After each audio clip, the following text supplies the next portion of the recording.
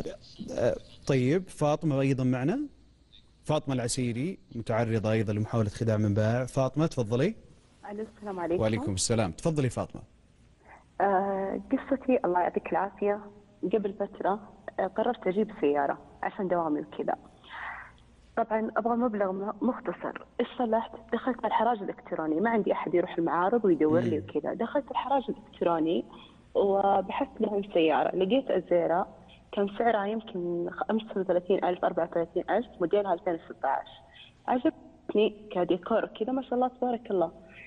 خلاص كلمته وتواصلت معاه وكذا. لما تواصلت مع الرجال نفسه الشريط ذا اللي يبيع السيارة، قال لي اوكي خلاص ما عندك مشكلة واحنا نأيد وفرحنا انكم يا البنات صرتوا تسوقون الحمد لله ومدري ايه، وانا مؤيد لك وراح اخفض لك واعطيك اياها ب 31,000.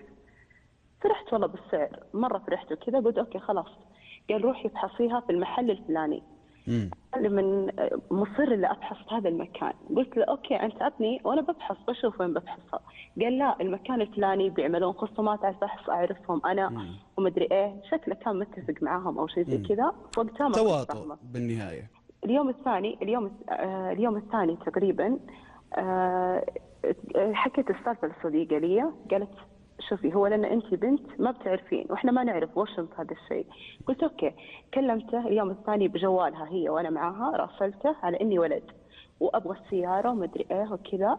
قال لي اوكي بس تعال ابحثها عند الفلاني المحل الفلاني. قلت له مالك شغل، انا بجي باخذها منك وببحثها في اي مكان بطريقتي. وقمت اساله على اني فاهم ولد وفاهم في السيارات وكذا. يوم شافني صامل وبشتري اللي هو الولد هذا اللي راسله الصادق، خلاص كش مني. قال خلاص اوكي اذا كان انت مصر تاخذها وكذا بقول لك عيوبها. الجير فيه مشكله كذا كذا، الماكينه انا مغيرها، الماكينه مخبطه وغيرتها تم تغييرها، البدي فيه مدري ايه. وقام اعطاني مشاكل والله نعم. ما قالها وانا بنت. لما كنت انا اكلمه وانا بنت قاعد يقول ايدكم وفرحنا انكم تسوقون يا بنات البلد ومدري ايه.